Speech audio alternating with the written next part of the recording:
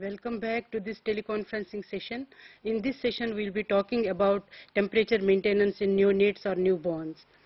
Temperature, as you know, is very important area of care. Temperature maintenance is one of the important areas of care of the newborn because newborn babies tend to lose heat by various means.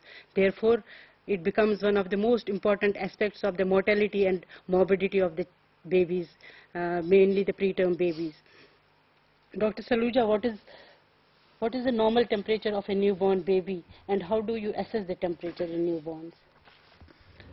This is the normal body temperature in newborn babies is 36.5 to 37.5 degrees Celsius. And this is when I'm talking about these temperatures are taken as auxiliary temperatures. Routinely, we do not recommend rectal temperatures being taken on neonates to know the body temperature. So if properly taken, auxiliary temperature is between 36.5 to 37.5 degrees Celsius. This is the normal body temperature of a neonate. A temperature which is between 36 to 36.5 is called as cold stress, where the central part of the bodies have a normal temperature but the hands and feet are warm. But if the baby's temperature is below 32 degrees, below 36 degrees Celsius, it is called hypothermia. And temperatures between 32 to 36 are classified as moderate hypothermia, and the temperature below 32 degrees Celsius is classified as severe hypothermia. Now on day-to-day basis, when we are handling newborn babies without measuring their body temperatures, how can we assess that whether these babies are maintaining normal body temperature or not? There is a very common and easy way of judging. If we were to use the dorsum of our hands which are clean, which are dry and which are warm. Hands should not be cold. And then if we were to touch the feet of the baby and the abdomen and chest of the baby with the dorsum of our hand, if they are warm and equally warm, that means most likely this baby's body temperature is normal. But if the feet are colder, but the central part of the body is warm, that means this baby is in cold stress. The body temperature is likely to be in the range of 36 to 36.5 degrees Celsius. But if the feet are also cold and the abdomen is also cold, then this baby is likely to be hypothermic.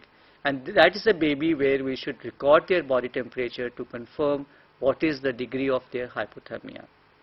A word about regarding auxiliary temperature. We should preferably have low reading thermometers, the regular mercury thermometers.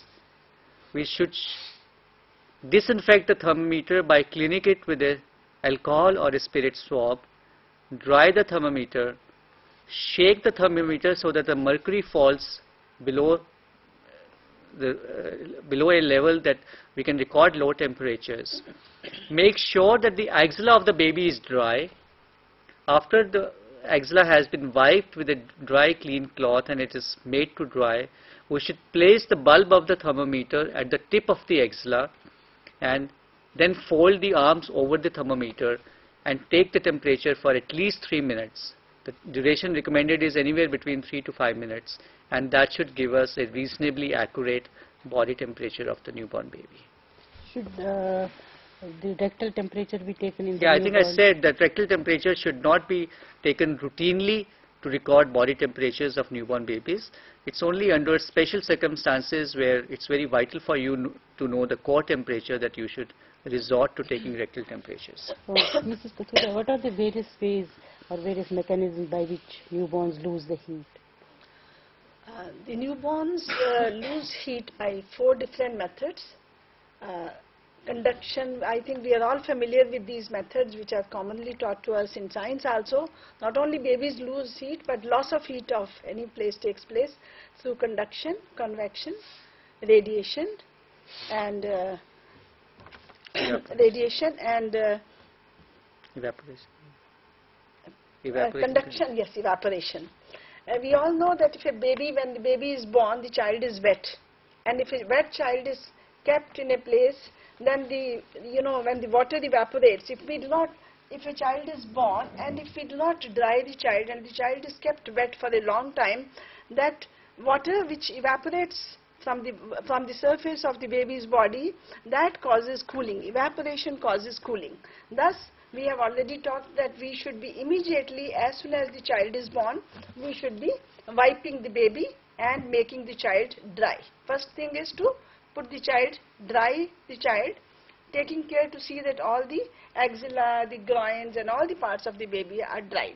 So this is one of the nursing care methods to see that the child does not lose heat through evaporation. The second method of loss of heat is loss of heat by conduction.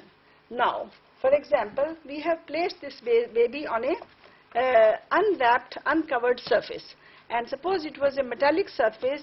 If we put the child on a cold surface, the child's body heat will be transferred to that cold area, and thus that is the loss of heat by conduction.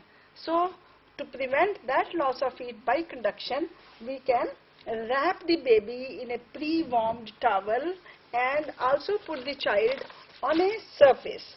The child should be put on a surface like this. The surface where the child is going to be nursed, we have talked about the corner, should be first covered with a sheet, with a warm flannel kind of a sheet, and then the child is placed over that sheet and wrapped. Is another way of protecting the child from loss of heat through conduction method. Another method by which the child loses heat is through radiation. Now the children who are put under, very near to the cold surfaces, the cold windows and the cold areas of the body, if the labor room temperature or the temperature of the place where the child is placed is not properly maintained, then the child loses heat through the radiation method. And another method by which the child loses heat is through convection. So that is, if the child is placed near the air conditioning vents, or when the child is placed near the open doorways, if the cots are kept there, then the free circulation of air also is a method by which the child loses heat. So the children's cots should not be kept near the doorways, near the air conditioning, those ducts, and the room of the place where the children are nursed, it should be warm. The temperature to be maintained is 25 to 30 degrees centigrade. These are the four methods: the conduction, the convection, the radiation, and the fourth method is convection, evaporation. So these are the four methods by which the children lose heat. Dr. Saluja, what are the various methods of keeping the baby warm in order to prevent heat loss? I think the best method is to keep the baby with the mother. And the most effective way of keeping the baby warm is keeping the baby in skin-to-skin contact soon after birth, especially the healthy babies. I'm not talking about higher risk babies or the ones who have problems soon after birth. So that is probably the best and most effective way of keeping the babies warm. Other than that, they should be kept under a heat source to provide them warmth, something like overhead servo-controlled radiant warmers. But at the community level where they are not available, they should be kept under the heat source, something like 200 watt pan. Other important way of keeping them warm is to dry them as soon as possible. At birth, because they are wet, but even later on they may regurgitate feeds, they may pass urine and stool, so their clothing may become wet, and if they keep lying wet, then there is a problem. They can become cold. Proper clothing. Very often in our communities we see that their upper half of the body is well covered. They'll have some vests, some frocks, some sweaters, but legs are left uncovered, the feet and hands are left uncovered, the scalp or the head is left uncovered. So appropriate clothing, and then wrapping the baby appropriately to prevent heat loss and maintain their body temperature. Keep them in an environment which is not very cold, especially in this part of the year when the weather is very cold. Make sure that the room temperatures are optimal. They should be at least 26 to 28 degrees Celsius. Make sure there are no draughts coming into the room, like windows are kept closed. Sometimes even if there are gaps beneath the doors, you may have draughts coming beneath the doors, and that can make the room cold, and the babies may become cold in these situations. Then most importantly, feeding them. Early and frequent breastfeeding gives them enough calories to maintain their body temperature, especially low birth weight babies. If they are not fed adequately, they are not fed early and regularly, they may not have enough energy stores in the body to maintain their body temperature. So prevention of hypothermia by keeping them warm and providing them enough energy to maintain their body temperatures. Sometimes in community you have seen that they use angitis and they use hot water bottles. What would you suggest in such situations? Now, angiti is okay. If you were to use angitis, use well-lit angitis. You see, when the angiti is being lit for first few minutes or first few hours, or maybe half an hour, it lends some smoke. And that smoke may be harmful, especially some of it may contain carbon monoxide, which can be toxic. But if it is a well-lit angiti where no smoke is emanating, then that could be used as a source of warming the room if nothing else is available. Hot water bottles can be very dangerous because if they come into contact with the skin of the baby, they can induce severe burns, so they should be discouraged. I think in the community, the best way is to keep the babies close to the mother as much as possible. If not into skin-to-skin contact, at least she can hold the baby next to her body, and by mothers or any health provider or any family member, by way of keeping this baby next to the human being in skin-to-skin contact or otherwise, is the best way of maintaining their body temperature. Mrs. Koturia, you have seen, as Dr. Saluja has suggested, that one of the most important and better ways of keeping the baby warm is skin-to-skin contact. We can also say that KMC, Kangaroo Mother Care. And what is the Kangaroo Mother Care and what are its components? I think we are lately hearing a lot about kangaroo method care. This word comes from the animal kangaroo. The kangaroo is an animal who keeps the little baby in the pouch before the child comes out, and it nurses the child in that pouch for a long time.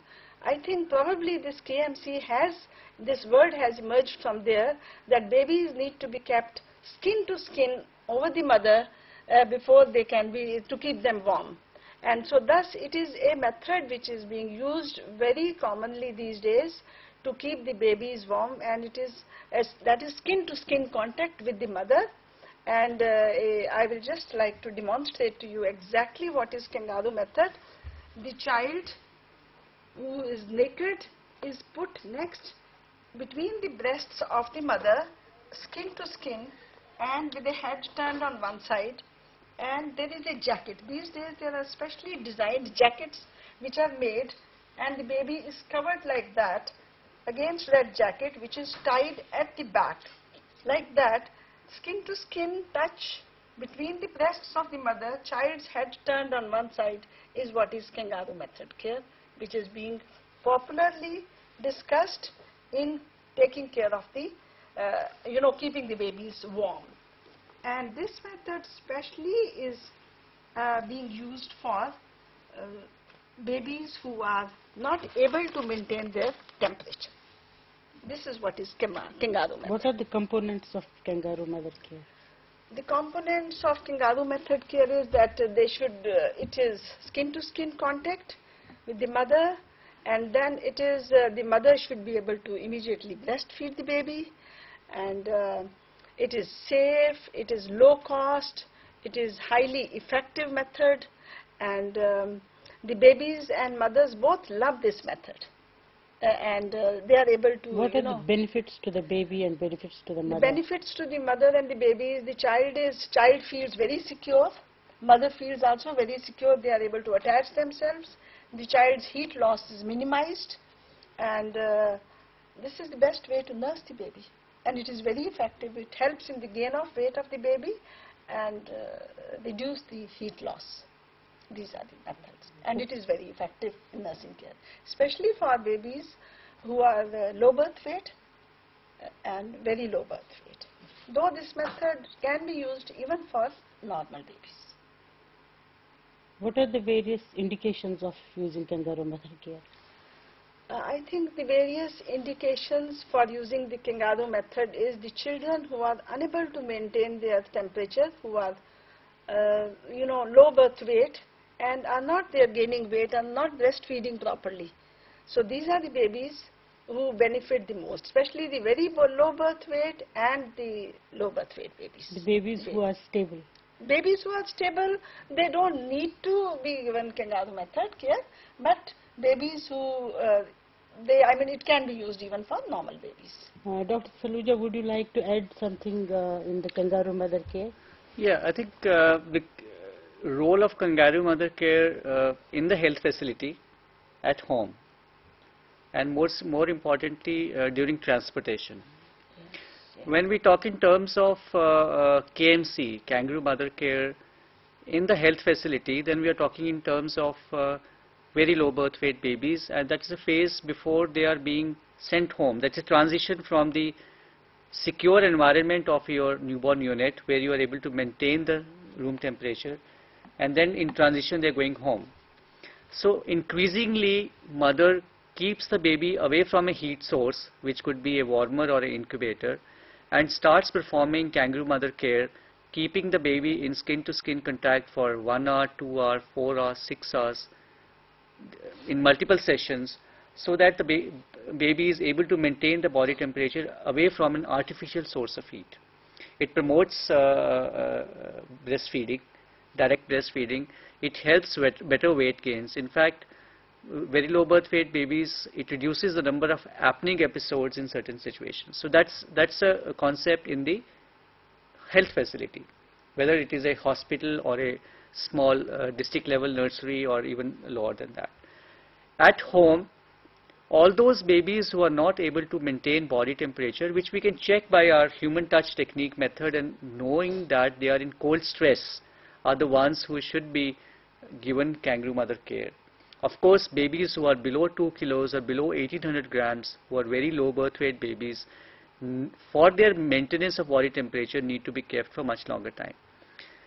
A message I want to give here is that it's not essential that a mother only is required to provide kangaroo mother care. Anybody in the house, the grandmother, mother-in-law, sister-in-law, even father could do the same if mother is indisposed for any reasons. The third scope is during transport. It's well known that any sickness in a newborn baby, whether that is infection, hypoglycemia or any other sickness, makes them more prone to hypothermia, makes them lose more heat. So sick babies, when they are being transported either from home to a health facility or from a smaller health facility to a higher facility, where good air-conditioned vehicles are not available to transport these babies, any personnel from the community, from the house, could do KMC during transport, and that will help these babies reach the health facility in a stabler condition, and their outcomes would be better. I have also seen some babies who have undergone surgeries in the hospitals. They are, of course, sick babies. They have recovered much faster with KMC than by normal care methods. Yeah, of course, the bonding is there, Yes. the feeding issues are better gain in addressed, weight and weight gains are better. So in totality, you are creating a similar environment which the mother kept for 6 months, 9 months, in utero. You're trying to keep the baby close to the mother rather than separating the baby away from the mother. It's a more humane approach, more physiological. What should be the position of the mother and the baby when you are giving the kangaroo mother care, Ms. Gathuria? It has to be, it can be a sitting position. Basically a sitting position, even lying down is okay. And even in walking, you can walk around primarily in a lying down position when the child is kept, because the child has to be kept naked, skin to skin contact. So lying down, sitting down, you can walk around with that position if the jacket and all, kangaroo jacket is used.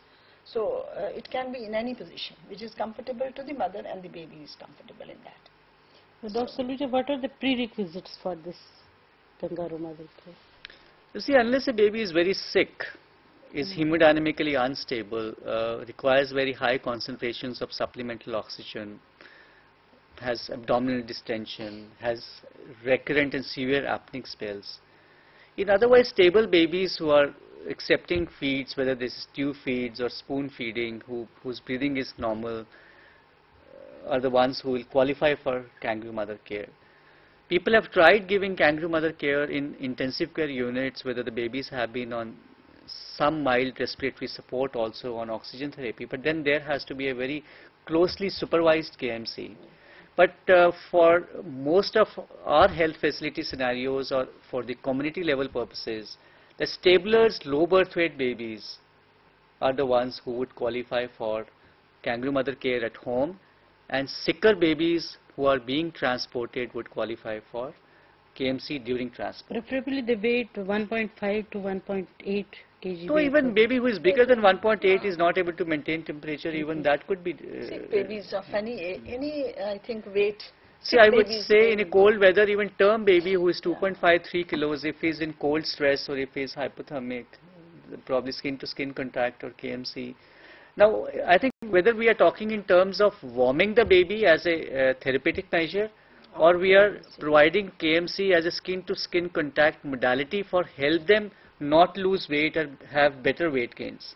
So when we talk about KMC, we talk in terms of continuous care to help them attain better weights. But when we talk in terms of rewarming them, whether during resuscitation, preventive hypothermia, or babies who become hypothermic and rewarming them, even there also a skin to skin contact or KMC could help, And sometimes the mother will be reluctant to give for a long time. I think you just Counseling, they require, I think, you some have preparation to and talk counseling. to the mother. You have to explain the whole concept. Not only the mother, I think importantly you have to Family talk to the members. mother-in-law and the sister-in-law, who are the decision-making personnel in most of our households in the community. So if you're able to address this issue to the whole family, and if you're able to get them across the benefits this modality of intervention is going to give to their newborns, I'm sure gradually they'll accept it. Supportive family is a very important criteria, and that support you get only after explaining to them the benefits of the Kangaroo method care and showing them, demonstrating them, and a kind of a counsel to them helps. Supposing you are just keeping a baby who is stable, who is not very sick, you are giving kangaroo mother care, and still he is not able to maintain the body temperature. How will you assess that he has not been able to maintain the body temperature?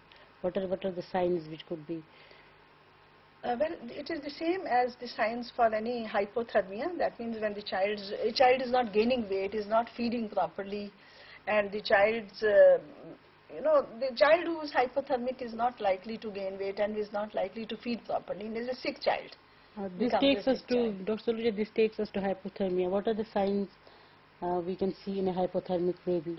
You see, other than hypothermia or the body temperatures which are lower, hypothermia symptomatology is like any other illness or sepsis-like illness in a neonate. They'll be lethargic, they may have poor feeding, they may have poor weight gains, they may get apneic spells, or they may become tachypneic, they may develop fast breathing, they could develop central cyanosis, they're more prone to develop low blood sugars, which we call as hypoglycemia.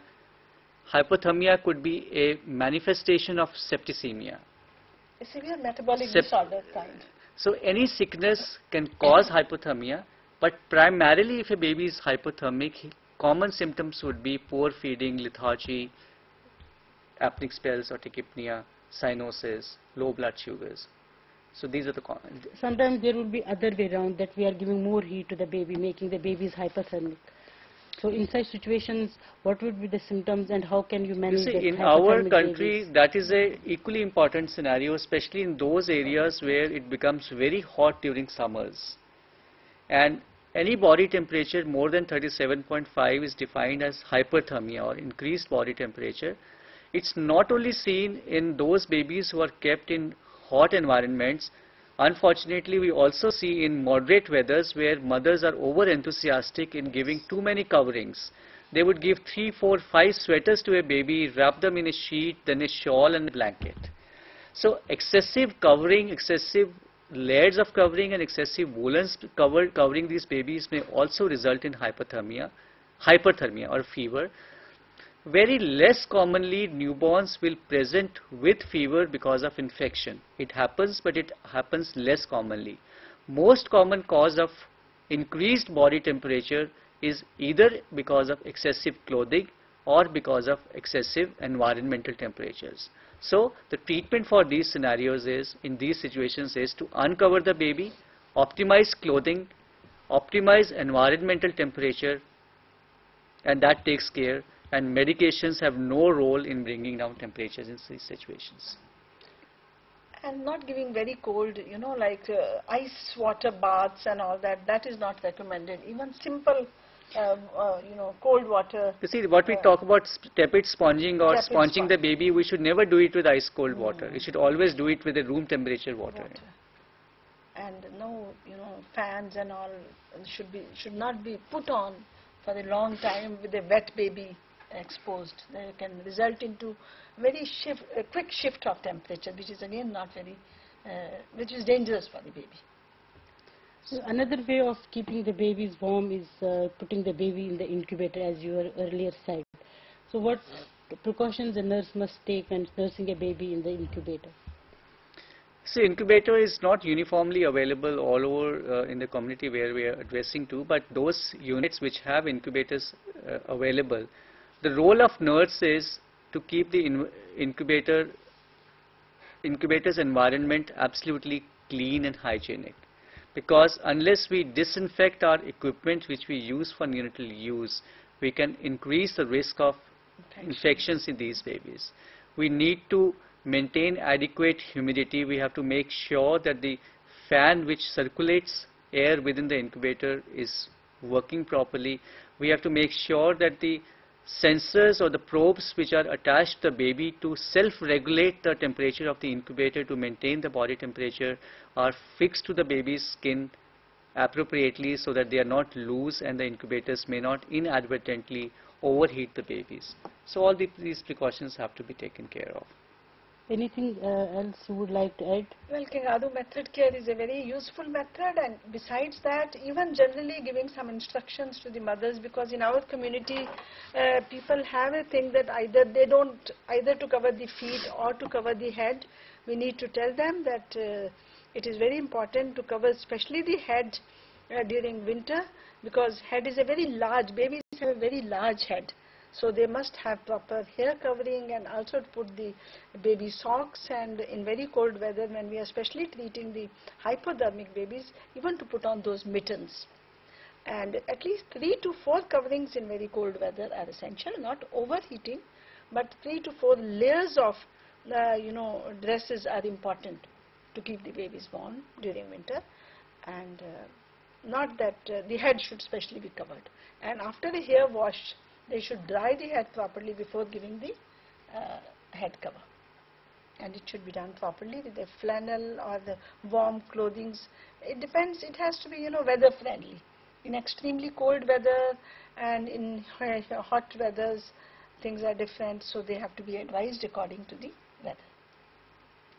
Dr. Saluja, would you like to add something about warm chain? Yeah, warm chain is you have the room environment which is warm. You should give them adequate covering, keep them dry, and keep the babies next to the mother and feed them more often.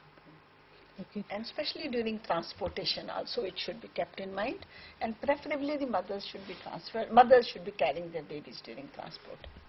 I think we have completed today's session now. I thank you very much for giving a detailed and illustrated view of all the discussions and sessions which have been taken this evening today.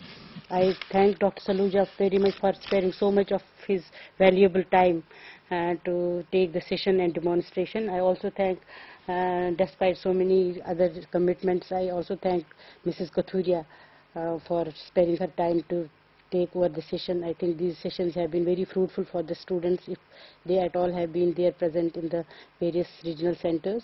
I thank you very much. Thank you, Dr. Pitikal, for organizing this. Thank you.